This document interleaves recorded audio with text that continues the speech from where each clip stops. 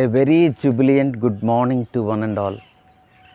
ఈరోజు టెన్స్లో చాలా ఇంపార్టెంట్ అయినటువంటి టెన్స్ని సింపుల్ ప్రజెంట్ టెన్స్. టెన్స్ల మీద కానీ ఫుల్ ప్లెడ్జ్డ్ నాలెడ్జ్ కానీ మీరు తెచ్చుకుంటే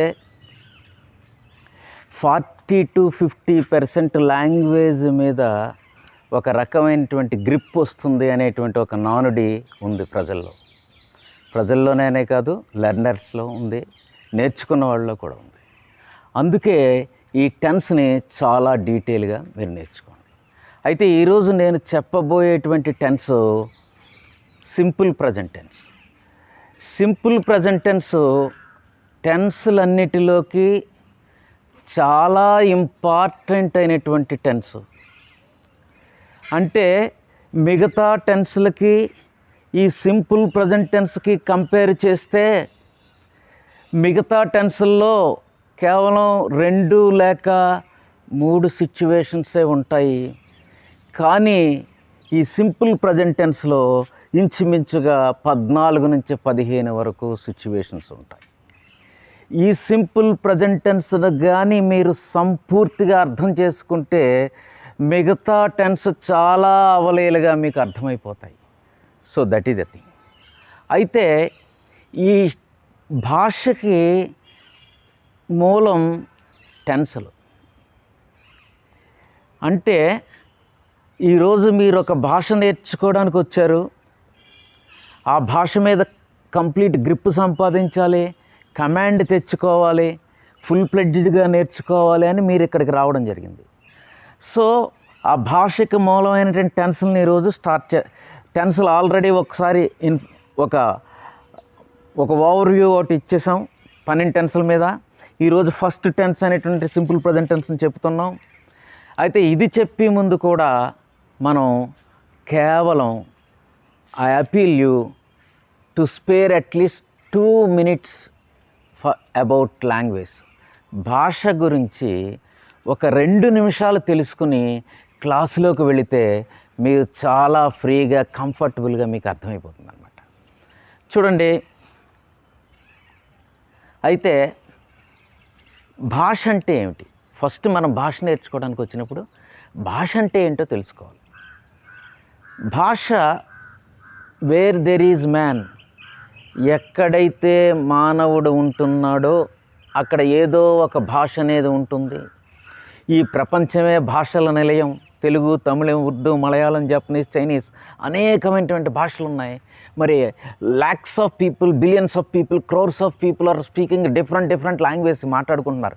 ఎందుకు మాట్లాడుకుంటున్నారంటే వాళ్ళ యొక్క ఫీలింగ్స్ని, వాళ్ళ యొక్క ఉద్దేశాలని, వాళ్ళ యొక్క అభిప్రాయాల్ని, వాళ్ళ యొక్క మనోభావాల్ని, వాళ్ళ యొక్క ఫీలింగ్స్ని వ్యక్తపరచుకోవడానికి భాష అనేది ఒక సాధనము.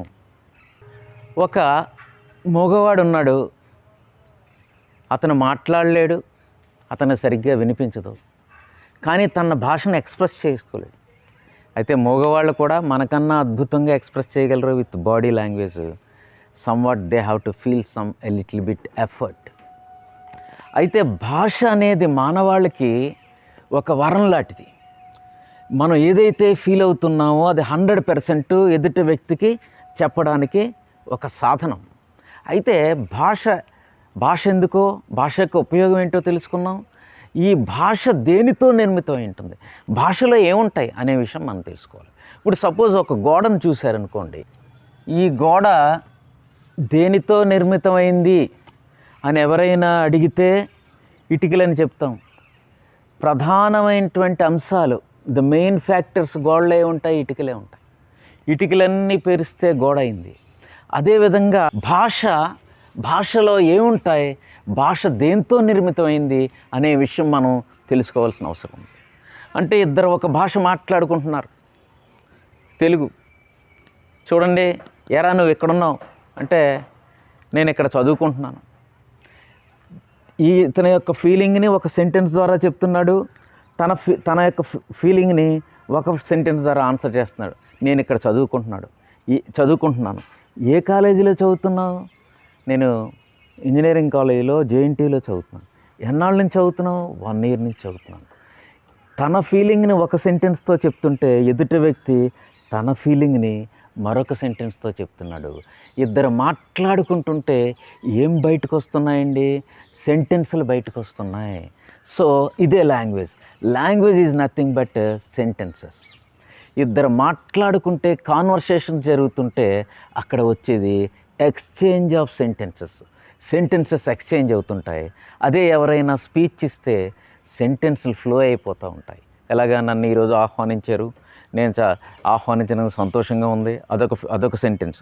నేను చాలా కష్టపడి చదువుకున్నాను, కష్టపడి నేను జీవితంలో పైకి వచ్చాను, మీరందరూ కూడా పైకి రావాలని కోరుతూ ఇంతటితో విరమిస్తున్నాను. ఒక గెస్ట్ని పిలిస్తే ఒక లెక్చర్ ఇస్తాడు, ఒక స్పీచ్ ఇస్తాడు.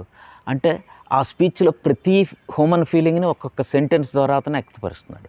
సో అది కూడా ఒక భాషే. సో స్పీచ్ రూపంలో అయితే సెంటెన్సులు పుంకాలుగా వచ్చేస్తాయి, అక్కడ ఫ్లో అవుతుంటాయి సెంటెన్సులు. ఇద్దరు మాట్లాడుకుంటే సెంటెన్సులు ఎక్స్చేంజ్ అవుతుంటాయి. So language is nothing but an exchange of sentences or a flow of sentences. చూడండి, అదే దాన్ని ఒక బుక్లో మనం ఒక బుక్ చదువుతున్నాం అనుకోండి, బుక్ నిండా ఏముంటాయి? సెంటెన్స్ ఫుల్ స్టాప్ సెంటెన్స్లు ఉంటాయి. ఆ సెంటెన్సులే హ్యూమన్ ఫీలింగ్స్. భాష అంటే ఏంటి? మాట్లాడుతుంటే హ్యూమన్ ఫీలింగ్స్ మాట ద్వారా బయటకు వస్తుంది. అది రిటర్న్ రూపంలో ఉంటే రాత ద్వారా ఒక సెంటెన్స్గా మనకు తెలుస్తుంది. మొత్తానికి భాష దేంతో నిర్మితమై ఉంటుందంటే, భాష అంటే సెంటెన్స్లే. భాషకు ఉపయోగం ఏంటి? హ్యూమన్ ఫీలింగ్స్ని ఎక్స్ప్రెస్ చేయడానికి భాషను ఉపయోగిస్తాం. ఆ ప్రతి హ్యూమన్ ఫీలింగ్, ఒక్క విషయం గుర్తుపెట్టుకోండి, మానవుడు తను ఫీల్ అయ్యేటువంటి ప్రతి హ్యూమన్ ఫీలింగ్ని ఒక సెంటెన్స్ ద్వారా వ్యక్తపరుస్తాడు. Every human feeling is expressed through a sentence. So sentence is nothing, in my view, sentence is nothing but a human feeling. A sentence is nothing but a human feeling. Every human feeling is expressed through a sentence. అయితే భాష అంటే మనం ఇప్పుడు సెంటెన్స్లే అండి, అంతకన్నా ఏమీ లేదు అందులో. భాష అంటే హ్యూమన్ ఫీలింగ్స్, ప్రతి హ్యూమన్ ఫీలింగ్ ఒక సెంటెన్స్ ద్వారా ఎక్స్ప్రెస్గా ఉంచబడుతుంది కాబట్టి భాష అంటే సెంటెన్స్లే. అసలు సెంటెన్స్ అంటే ఏంటో తెలుసుకుంటే మనకి భాష చాలా కంఫర్టబుల్గా అర్థమవుతుంది. Sentence, what is a sentence? భాష అంటే సెంటెన్సులు కాబట్టి అసలు సెంటెన్స్ అంటే నేర్చుకుంటే అసలు భాష మీద పూర్తి అవగాహన వస్తుంది. What is a sentence? Sentence అంటే, sentence is nothing but a group of words. Sentence is a group of words.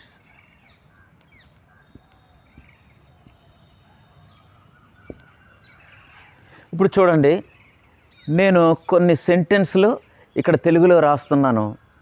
నేను ప్రతిరోజు ఇంగ్లీష్ బోధిస్తాను. మా అమ్మగారు వంట చేస్తారు.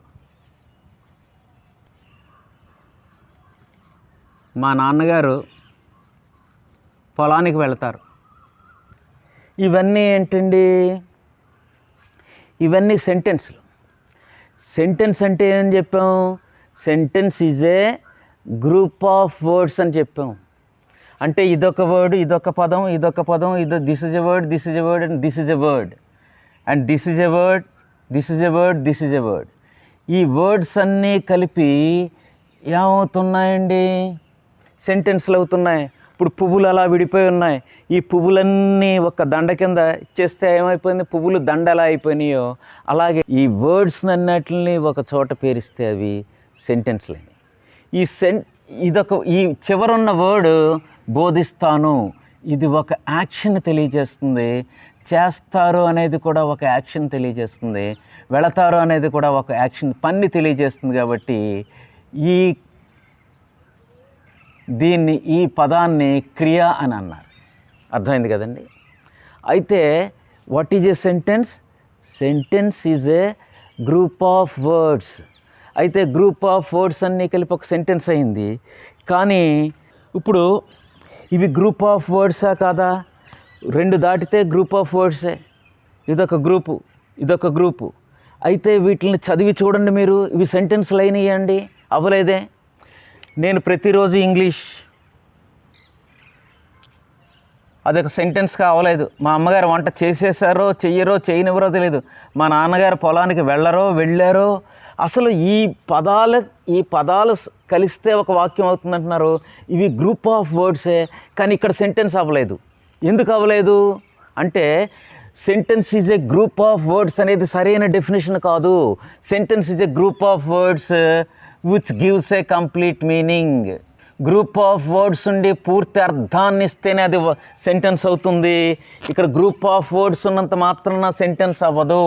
ఇవి సెంటెన్స్ అవ్వలేదు అంటే ఇక సెంటెన్స్ అవ్వాలంటే ఇక్కడ ఒక ప్రధానమైన అంశం లోపించింది. అది ఏ ప్రధానమైన అంశం లోపించింది అంటే ఇక్కడ వర్బ్. అంటే ఒక సెంటెన్స్ ఏర్పడాలంటే ఖచ్చితంగా నువ్వు వెర్బ్ మీద ఆధారపడిపోయి ఉన్నావు. వెర్బ్ లేకుండా ఇంగ్లీష్ భాషలో ఒక్క సెంటెన్స్ కూడా ఉండదు. ఏదైనా సెంటెన్స్ ఉంటే నాకు చెప్పండి. వెర్బ్ అనే దాని ఇన్ఫ్లుయెన్స్ కానీ వెర్బ్ అనేది లేకుండా ఏ సెంటెన్సు ఉండదు ఇంగ్లీష్ భాషలో. You cannot frame a single meaningful sentence in whole of the English language without verb. Verb అనేటువంటి ఆ ఎలిమెంట్ లేకుండా, వెర్బ్ లేకుండా నువ్వు సెంటెన్స్ని ఏర్పరచలేవు. అంటే ప్రతి సెంటెన్సు కూడా వెర్బ్ మీద ఆధారపడి ఉంది. అంటే భాష అంటే సెంటెన్సులు అలాగా కొన్ని వేల లక్షల సెంటెన్సులు ఉన్నాయి. ప్రతి సెంటెన్సు కూడా వెర్బ్ మీద ఆధారపడి ఉంది. కాబట్టి the total language depends upon verb. చూడండి, ఇప్పుడు ఇటుక ఉంది. ఇటుకని తయారు చేయాలంటే మీకు మట్టి ఉండాలి, క్లే ఉండాలి. ఈరోజు మీకు మట్టి లేదు. If there is no clay there is no brick. If there is no brick there is no wall. In the same way, if there is no verb, there is no sentence. If there are no sentences, there is no language at all. So the entire language depends upon verb. చూడండి, నేను ప్రతిరోజు English, దీనికి అర్థం లేదు. English బోధిస్తాను అనే verb తీస్తా. అబ్బా, ఇప్పుడు ఒక అర్థవంతమైనటువంటి వాక్యం అయింది. మా అమ్మగారు వంట చేస్తారా చేయరా? చేస్తారు. ఇప్పుడు అంటే verb is the life of the language. భాషకి verb is the heart of the language. భాషకి హార్ట్ లాంటిది లైఫ్. భాషకి జీవాన్ని ఇచ్చేది క్రియ మాత్రమే. వెర్బ్ లేకపోతే భాష లేదు. వెర్బ్ లేకుండా ఒక సెంటెన్స్ని కూడా నువ్వు ఫామ్ చేయలేవు. సో లాంగ్వేజ్ అంటే సెంటెన్స్లే కాబట్టి the entire language depends upon verb. So verb is the life of the language. నేను పొలానికి, ఇది సెంటెన్స్ అయిందండి? అవ్వలేదు. దీనికి లైఫ్ ఇవ్వాలంటే ఏముండాలండి? ఇక్కడ ఏదో ఒక వెర్బ్ ఉండాలి. మా నాన్నగారు పొలానికి అనే దానికి అర్థం లేదు. దానికి లైఫ్ ఇవ్వాలంటే మనం ఏం చేయాలి? మా నాన్నగారు పొలానికి వెళుతుంటారు లేకపోతే వెళతారు, అప్పుడు లైఫ్ వచ్చింది. So that is the thing. ఇప్పుడు దీన్ని బట్టి మీకు ఏమర్థమైందండి? భాష అంటే సెంటెన్స్ ఏర్పడాలంటే ఖచ్చితంగా వెర్బ్ మీద ఆధారపడి ఉన్నాం. కాబట్టి అసలు వెర్బ్ అంటే ఏంటి, దీనికి ఎన్ని రూపాలు ఉంటాయి, వెర్బ్ మీద ఫుల్ ప్లెడ్జ్డ్ అవగాహన తెచ్చుకుంటే మీకు ఆటోమేటిక్గా లాంగ్వేజ్ మీకు వచ్చేస్తుంది. అందుకే ఒక్కసారి వెర్బ్ గురించి మనం తెలుసుకుందాం. వెర్బ్ గురించి తెలుసుకున్న తర్వాతే మీకు టెన్స్లు నేర్చుకోవడం జరుగుతుంది. వెర్బ్కి ఉన్న ఫాములు దాని మీద అవగాహన లేకుండా టెన్స్ నేర్చుకుంటే మీకు పూర్తిగా అవగాహన అవ్వదు. So let us move to verb. అయితే ఇప్పుడు వెర్బ్ గురించి తెలుసుకుందాం. వర్బ్ అంటే ఒక పనిని తెలియజేస్తుంది. పనిని తెలియజేసేదాన్ని వర్బ్ అంటారు. చూడండి, ప్లే అంటే ఆడడం అనే పని గురించి తెలియజేస్తుంది. టేక్ అంటే తీసుకోవడం గురించి తెలియజేస్తుంది. రైట్ అంటే రాయడం గురించి తెలియజేస్తుంది. ఒక యాక్షన్ గురించి తెలియజేసేదాన్ని ఏమంటారు? వర్బ్ అంటారు. అయితే వర్బ్ బాగా నేర్చుకోవాలంటే మనం వర్బ్కి ఫామ్స్ ఉంటాయండి. 3 ప్రధానమైన ఫామ్స్ ఉంటాయి. అవి మీరు బాగా తెలుసుకోవాలి. Go, went, gone. Play, played, played, meet, met, met, watch, watched, watched. Listen తర్వాత 2 వస్తుంది. Listen, listened, listened. Take, take, took, taken. Read, read, read. అలాగే wake up, woke-up, woken up. Brush, brushed, brushed.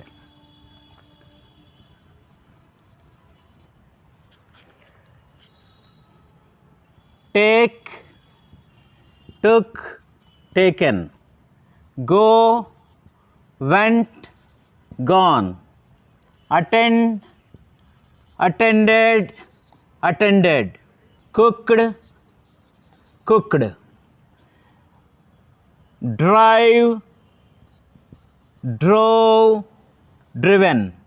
Repair, repaired, repaired.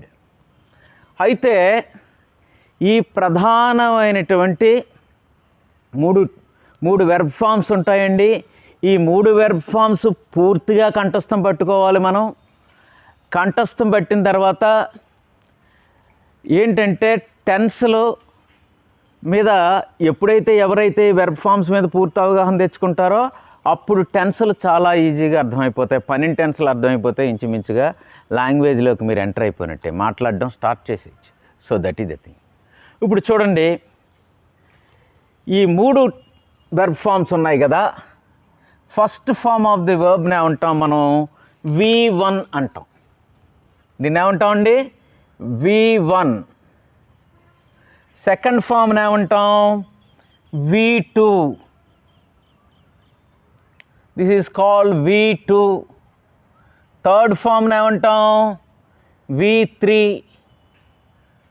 అయితే V1, V2, V3లకి పేర్లు ఉన్నాయి.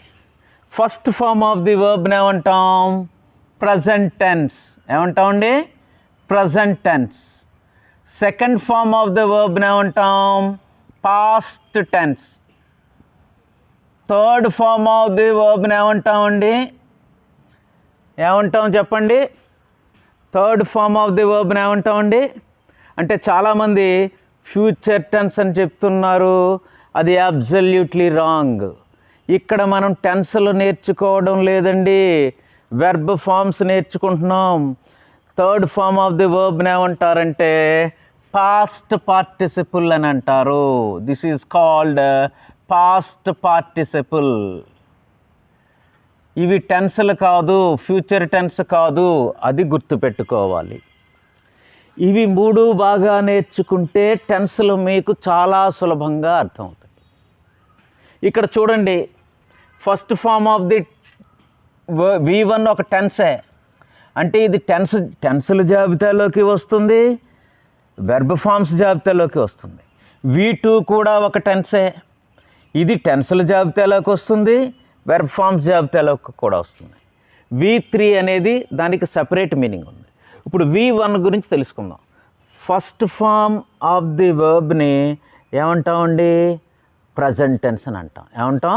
Present tense. దీన్ని ఏ present tense అంటాం? Simple present tense. Simple present tense లేదా general present tense అంటాం. ఏమంటామండి? సింపుల్ ప్రజెంట్ టెన్స్ లేదా జనరల్ ప్రజెంట్ టెన్స్. మనం ఎలా గుర్తుపెట్టుకోవాలి? జనరల్ ప్రజెంట్ టెన్స్ అని మీరు గుర్తుపెట్టుకోండి, అప్పుడు మీకు చాలా ఈజీగా అర్థమవుతుంది. జనరల్ ప్రజెంట్ టెన్స్ అంటే చూడండి, దీన్ని జనరల్ ప్రజెంట్ టెన్స్ అని ఎందుకన్నారు? జనరల్గా చేసే పనులు. నేను డైలీ జిమ్కి వెళ్తాను, క్రికెట్ ఆడతాను, నేను క్రికెట్ ఆడతాను జనరల్గా, ప్లే గ్రౌండ్కి వెళ్తాను జనరల్గా, ఫ్రెండ్స్ని మీట్ అవుతూ ఉంటాను జనరల్గా, టీవీ చూస్తాను జనరల్గా, మ్యూజిక్ వింటాను జనరల్గా చేస్తుంటాను. అలాగే నేను కాఫీ తాగుతాను, బుక్స్ చదువుతాను. నేను V1తో ఒకటే గుర్తుపెట్టుకోండి, V1తో మీరు ఏం మాట్లాడినా ఒకటే అర్థం వస్తుంది, నేను ఈ పని చేస్తాను. ఇక్కడ ఏంటి ఎక్స్ప్రెషను? నేను ఈ పని చేస్తాను, క్రికెట్ ఆడతాను, ఫ్రెండ్స్ని మీట్ అవుతుంటాను, ఈ పని జనరల్గా చేస్తుంటాను. V1 ఏం తెలియజేస్తుంది అంటే జనరల్ యాక్షన్స్, జనరల్గా నేను ఈ పని చేస్తుంటాను అనే విషయం తెలియజేస్తుంది. అలాగే ఇంకా నేను ఉదయం లేస్తాను, ఇంకా జనరల్గా చేసి ఏమేమి పనులు ఉదయం లేస్తాను. ప్రతి మానవుడు ప్రతిరోజు నిత్య జీవితంలో చేస్తాడు. ఉదయం లేస్తాడు, బ్రష్ చేసుకుంటాడు, ప్రతి ఒక్కడు చేస్తాడు. ఇవి డైలీ రొటీన్ వర్క్, ప్రతి మానవుడు కూడా రొటీన్గా చేసే పనులు.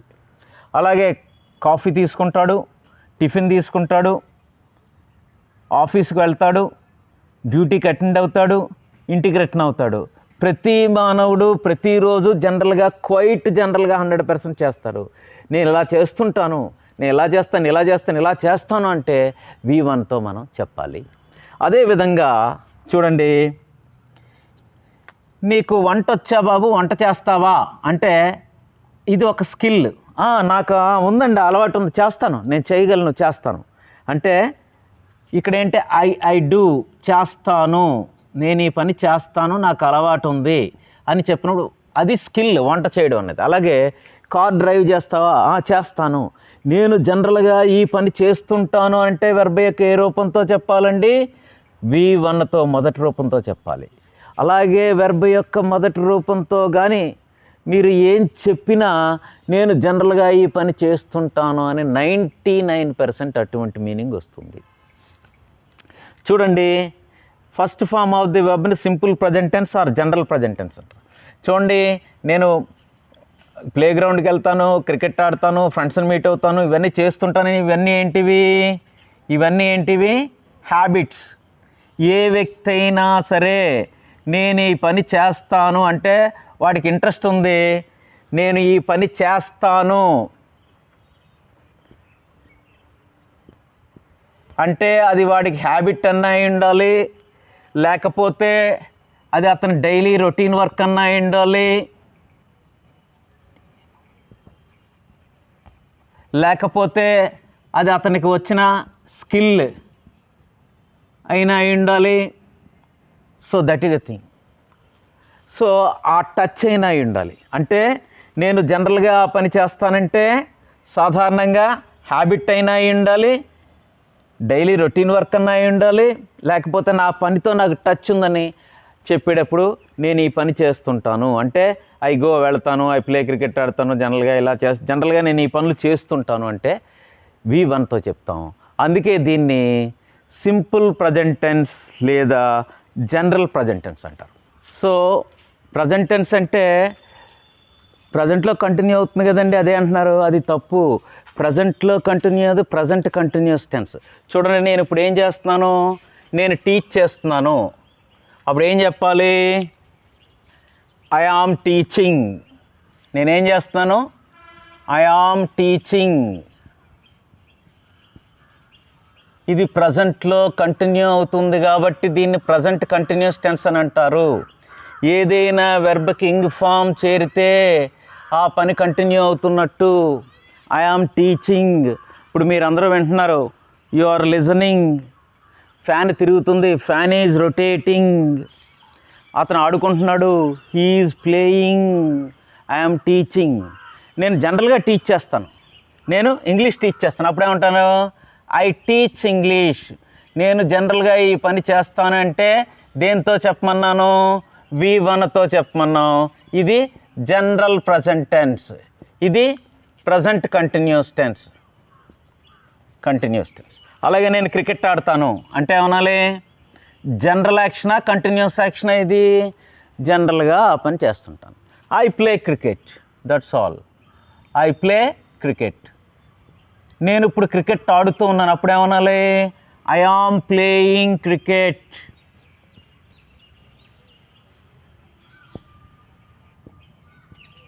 This is present continuous tense. ఆమె వంట చేస్తుంది, షీ కుక్స్ ఫుడ్. ఆమె ఇప్పుడు వంట చేస్తూ ఉంది, షీ ఈజ్ కుకింగ్ ఫుడ్. ఇవి V1తో చెప్పితే జనరల్ యాక్షన్స్, జనరల్గా చేసే పనులు. ఇంగ్ ఫామ్తో చెప్తే కంటిన్యూ అవుతున్న పని. ఇప్పుడు ఈ రెండాటికి డిఫరెన్స్ ఫస్ట్ మీరు తెలుసుకోవాలి. చూడండి, నేను రోజు ప్లే గ్రౌండ్కి వెళతాను, I go to play ground everyday. నేను ఇప్పుడు ప్లే గ్రౌండ్కి వెళుతూ ఉన్నాను, అప్పుడు ఐ ఆమ్ గోయింగ్, అది కంటిన్యూ అవుతుంది. నేను కాఫీ తాగుతాను, I take coffee, general action, జనరల్గా పనిచేస్తాను. నేను ఇప్పుడు కాఫీ తాగుతూ ఉన్నానంటే ఐఎమ్ టేకింగ్ కాఫీ. అలాగే నేను టీవీ చూస్తాను, ఐ వాచ్ టీవీ, ఇది జనరల్ యాక్షన్, V1తో చెప్పాము. నేను ఇప్పుడు టీవీ చూస్తూ ఉన్నాను, I am watching TV, that is the thing. That is the difference between present tense and present continuous tense. So ఇప్పుడు మీకు అర్థమైంది కదండి. ఫస్ట్ ఫామ్ ఆఫ్ ది వర్బ్ని ఏమంటారు? ప్రజెంట్ టెన్స్ అంటారు. దాన్ని ఏ ప్రజెంట్ టెన్స్ అంటారు? సింపుల్ ప్రజెంట్ టెన్స్ లేదా జనరల్ ప్రజెంట్ టెన్స్ అని అంటారు. మీరందరూ కూడా జనరల్ ప్రజెంట్ టెన్స్ అని మాత్రం మీరు గుర్తుపెట్టుకోవాలి, ఎందుకంటే అవి జనరల్ యాక్షన్ తెలియజేస్తుంది. అంటే జనరల్గా ఇక్కడ ఎక్స్ప్రెషన్ ఏంటి? నేను జనరల్గా చేస్తుంటాను, 90% మోర్ దెన్ 90% నేను చేస్తుంటానన్న ఎక్స్ప్రెషనే వస్తుంది V1తో మాట్లాడితే. ఇవి కాకుండా ఇంకా చాలా ఎక్స్ప్రెషన్స్ వస్తుంటాయి. అంటే చూడండి, ఇప్పుడు వరకు first form of the verb present tense అంటారు, దీన్ని జనరల్ ప్రజెంట్ టెన్స్. ఇదేం తెలియజేస్తుంది? Habits, daily routine works, skills and characteristic habits. ఇవి కాకుండా ఇంకా చాలా నియర్లీ 14 to 15 ఐటమ్స్ ఇది తెలియజేస్తుంది. ఇలాగా universal truths, general facts, next ఏంటంటే tradition and culture, skills, characteristic habits, proverbs and sayings, next immediate future, the time table, schedule. So all these అనేక విషయాలు తెలియజేస్తుంది. అయితే హోల్ ఆఫ్ ది ఇంగ్లీష్ లాంగ్వేజ్లో simple present టెన్స్కి, జనరల్ ప్రజెంట్ టెన్స్కి ఒక striking feature ఉంది, ఒక విశిష్టమైన లక్షణం ఉంది. అది ఇప్పుడు చెప్తాను నేను. మనం ఈ రోజున చెప్పుకోవాలంటే భాషలన్నిటిలోకి English is the easiest language. చెప్పాలంటే వరల్డ్ ఈజియెస్ట్ లాంగ్వేజ్ అంటే ఏంటంటే ఇంగ్లీష్ అనే చెప్పచ్చు. కానీ అంటే నీకు ఏ భాష సులువు అని ఎవరన్నా అడిగితే తెలుగు అని చెప్తాం, ఎందుకంటే మన మదర్ టంగ్ ఎలాగే సులువే. అలాగే ఒక నాన్ తెలుగు ఎవరో, ఏ బీహారీ వ్యక్తి, ఎవరో మరాఠీ వ్యక్తి వచ్చాడు కాకినాడ, ఎక్కడో జాయిన్ అయ్యాడు. అతనికి తెలుగు రాదు, అక్కడ మాట్లాడే ఇంగ్లీష్ రాదు. అక్కడ ఇంగ్లీష్లో తిడుతున్నారో తెలుగులో వీడిని ఏం తిడుతున్నారో వీడికి తెలియట్లేదు. సో కమ్యూనికేషన్ చాలా ట్రబుల్ అవుతుంది. ఏం చేశాడంటే ఒక చోటకి ట్యూషన్కి వెళ్ళిపోయాడు. తెలుగు, స్పోకెన్ ఇంగ్లీష్కి వెళ్ళిపోయాడు. వెళ్ళిపోయిన తర్వాత ఎప్పుడో నాకులాంటి వ్యక్తి ఎవడో కనిపించి, hello mister Patil, how are you అంటే, బాగున్నాను సార్. మీ తెలుగు ట్యూషన్ ఎలా ఉందని, బాగుంది సార్ అన్న. మరి ఇంగ్లీష్ ట్యూషన్ చాలా బాగుంది సార్ అన్న. మరి మీకు ఇంగ్లీష్ సులువా తెలుగు సులువా? తెలుగు చాలా సులువు సార్ అన్నాడు. ఎందుకంటే మార్నింగ్ నుంచి ఈవినింగ్ వరకు తెలుగు వాళ్ళతో తిరుగుతున్నాడు, తెలుగు భోజనం చేస్తున్నాడు, తెలుగు తిట్లు తింటున్నాడు, రకరకాలుగా అర్థమైపోతుంది తెలుగు. తెలుగు సులువా? అయితే నేను ఒకటి అడుగుతాను, చెప్తారా మీరు? అయితే ఐ వాచ్డ్ పిక్చర్.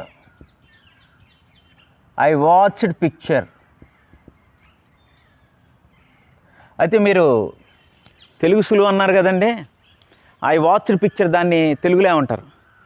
దాన్ని ఏమంటారండి? సింపుల్ ఉంది. నేను సినిమా చూశాడా? తప్పు. అయితే నేను సినిమా చూసావు, తప్పు. చూసావు తప్ప? నేను సినిమా చూసాం, తప్పండి. నేను సినిమా చూశారు, తప్పు. నేను సినిమా చూసాం, తప్పు. ఇదేంటండి? ఏంటి చెప్పండి, ఏం చెప్పారు? ఐ వాచ్డ్ పిక్చర్ కదా, నేను సినిమా చూశాను కాదు, నేను సినిమా చూశాడు కాదు, నేను సినిమా చూశాం కాదు. ఇదేంటండి? తెలుగులో మనిషికి వెర్బ్ ఇలా మారిపోతుంది. ఇంగ్లీషే బాగుందండి.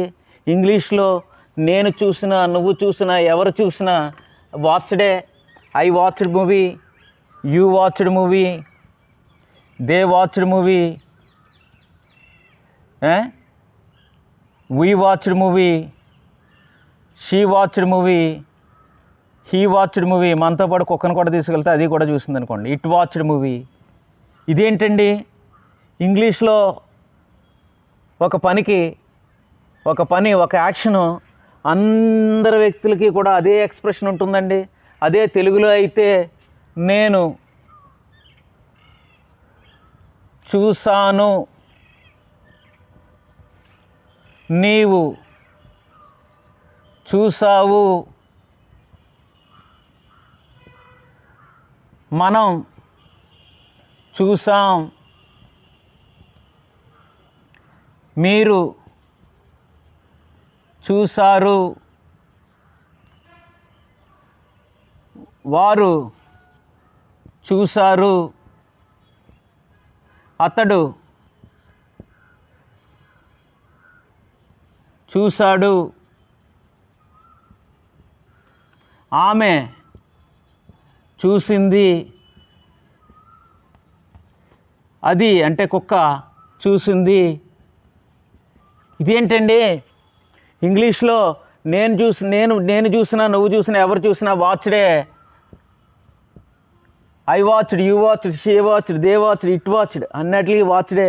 తెలుగులో అయితే ఇలా మారిపోయింది ఏంటండి అంటే పర్సన్కి కూడా పర్సన్కి ఒక ప్రత్యేకమైన మళ్ళీ ఎక్స్ప్రెషన్ ఉంటుంది. సో అంటే ఇక్కడ ఇంగ్లీష్లో ఒక వర్డ్ నేర్చుకుంటే దానికి ప్రత్యామ్నాయంగా తెలుగులో 4 వర్డ్స్ నేర్చుకోవాలంటే 1000 వర్డ్స్ ఇంగ్లీష్లో నేర్చుకుంటే తెలుగులో 4000 వర్డ్స్ నేర్చుకోవాలి. ఎందుకంటే ఇన్ఫ్లెక్షన్ ఎక్కువ. ప్రతి వ్యక్తికి నేను చూశాను, చూడండి, చూశాను, నువ్వు చూసావు, మేము చూసాం, మీరు చూశారు, అతడు చూశాడు, ఆమె చూసింది. అంటే పర్సన్కి కూడా వెర్బ్ మారిపోయేటువంటి ఇన్ఫ్లెక్షన్ తెలుగు భాషలో ఎక్కువగా ఉంటుంది. ఇంగ్లీష్లో చూడండి, I watched, you watched, they watched అన్నట్లకి వాచ్డే.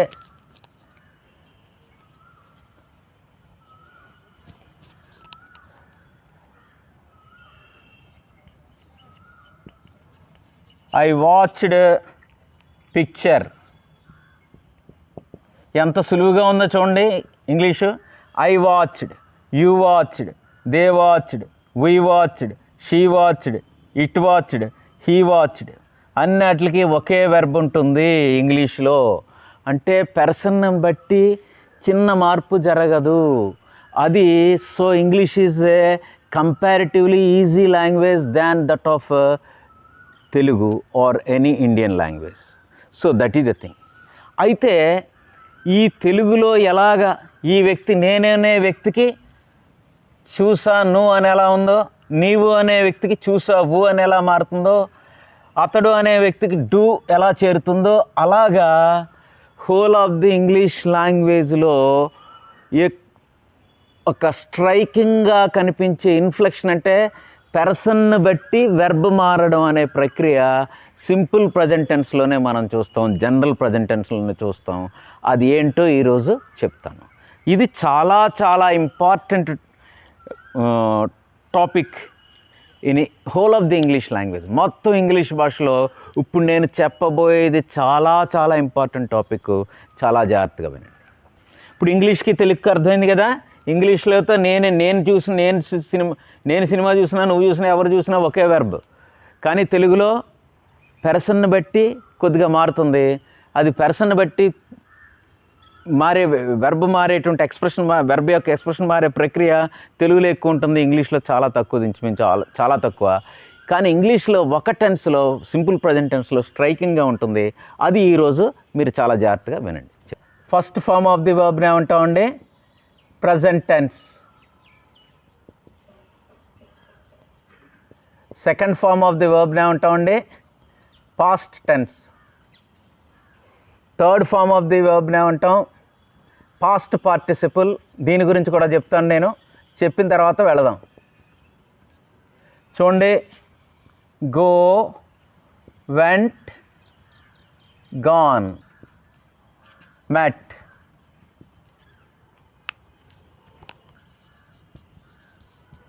Watched, watched.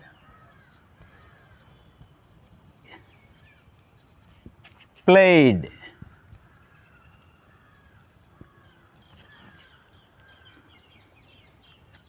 sang, sung. ఇప్పుడు చూడండి, first form of the verb ఏమన్నాం? Present tense అన్నామండి.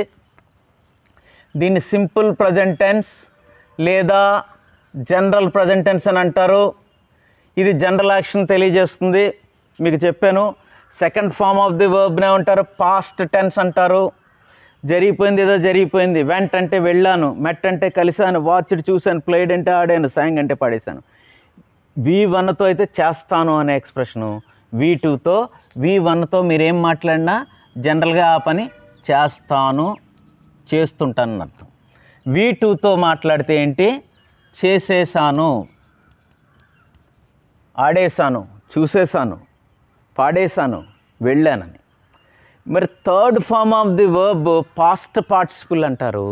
ఇది ఏం తెలియజేస్తుందని అడిగితే చాలామంది ఇది ఫ్యూచర్ యాక్షన్ తెలియజేస్తుందని అంటున్నారు. అది తప్పు. మనం ఇక్కడ నేర్చుకునే వెర్బ్ ఫార్మ్స్, ఇక్కడ వెర్బ్ ఫార్మ్స్ నేర్చుకుంటున్నాం, టెన్స్లు కాదు. థర్డ్ ఫార్మ్ ఆఫ్ ది వర్బ్కి ఉన్నటువంటి పేరు ఏంటంటే మల్టీ యూజ్ఫుల్ వెర్బ్ ఫామ్. అంటే ఇది ప్రత్యేకంగా ఏ టెన్స్ని తెలియచేయదు, చాలా టెన్స్లో వస్తుంది. ప్రజెంట్ పర్ఫెక్ట్ టెన్స్లో వస్తుంది, పాస్ట్ పర్ఫెక్ట్ టెన్స్. ఇప్పుడు పాస్ట్ టెన్స్ ఉంటే ఒక కంప్లీట్ యాక్షన్లోనే పాస్ట్ టెన్స్లోనే వస్తుంది. V1 ఉంటే ఒక ప్రజెంట్ టెన్స్లోనే వస్తుంది. కానీ ఈ వాచ్డ్, ప్లేడ్, టేకెన్ ఇలాంటివన్నీ కూడా చాలా టెన్స్లో వస్తాయి. సో దీన్ని మల్టీ యూజ్ఫుల్ వెర్బ్ ఫామ్ అంటారు. ఇది present perfect tense, past perfect tense, future perfect tense, next అంటే యాక్టివ్ ప్యాసివ్ వాయిస్, చాలా చోట్ల వెర్బ్ యొక్క మూడవ రూపం వస్తుంది. దాని గురించి మనం తర్వాత నేర్చుకుందాం. దయచేసి ఇప్పుడు దీన్ని పక్కన పెట్టేయండి, దీని గురించి మనం తర్వాత నేర్చుకుందాం. పాస్ట్ పార్టిసిపుల్ అనేది దాని గురించి మనం తర్వాత నేర్చుకుందాం. ఇప్పుడు చూడండి, ప్రజెంట్ టెన్స్ ఇది first form of the verb tense జాబితాల్లోకి వస్తుంది, వెర్బ్ ఫార్మ్స్ జాబితాలోకి వస్తుంది. ఇప్పుడు చూడండి, ABCDలు ఉన్నాయి, ABCDEFGH అని ఉంటుంది. AEIOU అన్నాయి. ఈ AEIO అన్నాయి వొవెల్స్ జాబితాలోకి వస్తాయి, ABCDల్లో కూడా ఉంటాయి. అదేవిధంగా ఈ first form of the present tense, past tense verb ఫార్మ్స్లోనే ఉంటాయి, టెన్స్ల్లో కూడా ఉంటాయి. అర్థమైంది కదండి? అది ఇప్పుడు ఈ ఫస్ట్ ఫార్మ్ ఆఫ్ ది వర్బ్కి ఉన్నటువంటి ఒక విశిష్ట లక్షణం. ఇప్పుడు అన్ని వాటికి కూడా ఒకటే ఎక్స్ప్రెషన్ ఉంటుంది. గాన్, మెట్, వాచ్డ్, ప్లేడ్ ఇలాగే ఉంటుంది, సంగ్ ఇలా ఉంటుంది. కానీ ప్రజెంట్ టెన్స్కి వచ్చినప్పుడు 2 ఎక్స్ప్రెషన్స్ ఉంటాయండి. గోస్. ఈ రెండో ఎక్స్ప్రెషన్ ఏమంటాం? He she it expression. Main form ఈ షీట్ ఫామ్. అంటే హీ షీట్ అంటే చూడండి, ప్రజెంట్ టెన్స్ ఏం తెలియజేస్తుంది అంటున్నాం? జనరల్గా చేసే పనులు తెలియజేస్తుంది. I go to market, you go to market, they go to market. అతడు మార్కెట్కి వెళతాడు అన్నప్పుడు హీ గోస్ టు మార్కెట్ అనాలి. అలాగే ప్రతి ప్రజెంట్ టెన్స్ ప్రతి దానికి కూడా 2 ఎక్స్ప్రెషన్స్ ఉంటాయి. మీట్స్. రెండో ఎక్స్ప్రెషన్ ఏమనాలి? He she it expression. హీ షీట్ల కోసం వచ్చిన ఎక్స్ప్రెషన్. వాచ్ ఉంది, వాచెస్. ఈ రెండోది ఈ షీట్ ఎక్స్ప్రెషన్. ప్లే ఉంది, ప్లేస్. సింగ్ ఉంది, సింగ్స్. చూడండి, నేను మార్కెట్కి వెళతాను, ఐ గో టు మార్కెట్. నేను నిన్న మార్కెట్కి వెళ్ళాను, ఐ వెంట్ టు మార్కెట్.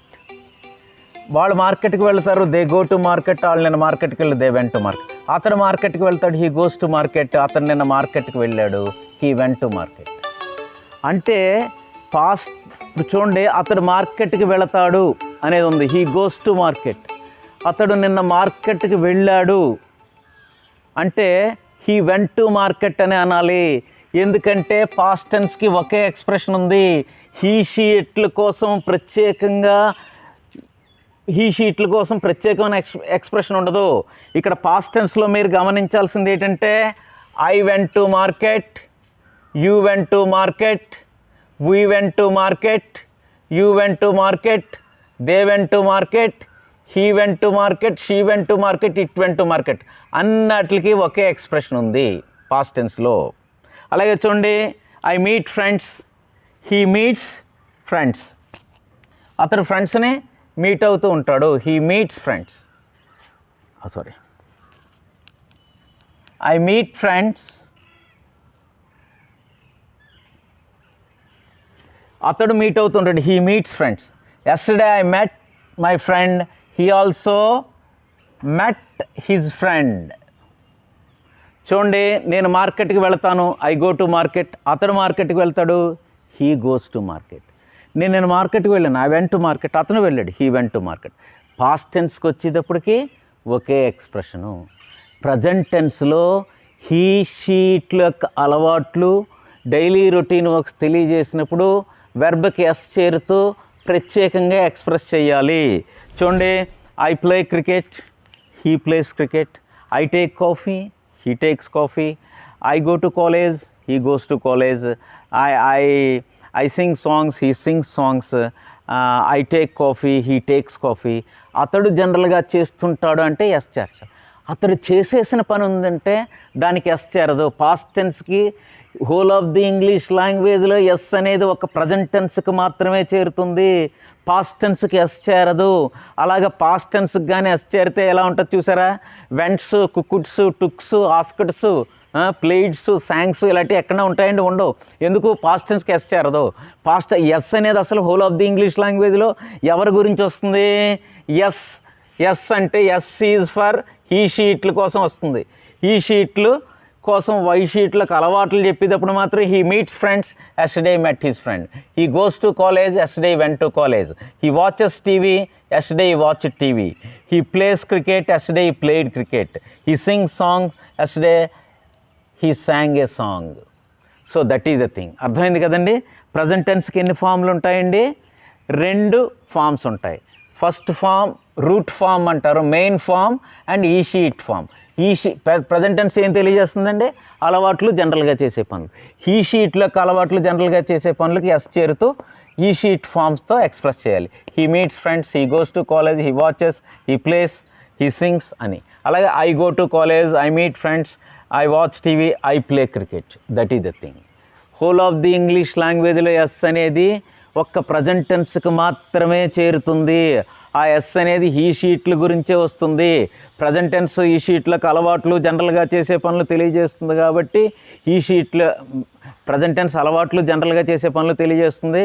ఈ షీట్లకు అలవాట్లు, జనరల్గా చేసే పనులు తెలియజేస్తే ఎస్ చేరుతుంది. మరి పాస్ట్ టెన్స్కి ఎస్ చేరుతుందా? చేరదు. ఎందుకంటే ఈ షీట్లకు కూడా అదే expression, he went, he met, he watched అని. So that is the thing. ఇప్పుడు ప్రజెంట్ టెన్స్కి ఉన్నటువంటి స్ట్రైకింగ్ ఫీచర్ మీకు అర్థమైంది కదా? సో ఇప్పుడు వాట్ ఆర్ ద సిచ్యువేషన్స్, ఏమేమి సింపుల్ ప్రజెంట్ టెన్స్తో ఏమేమి సిచ్యువేషన్స్ ఉన్నాయో ఇప్పుడు మనం చూద్దాం.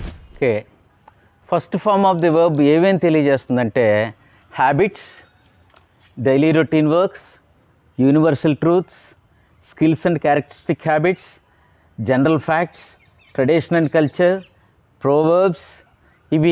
ఇవి కాకుండా ఇంకా 7 తెలియజేస్తుంది, అది కూడా చెప్తాను. సో ఫస్ట్ ఈ 7 వాటి మీద ఒక అవగాహన తెచ్చుకోండి.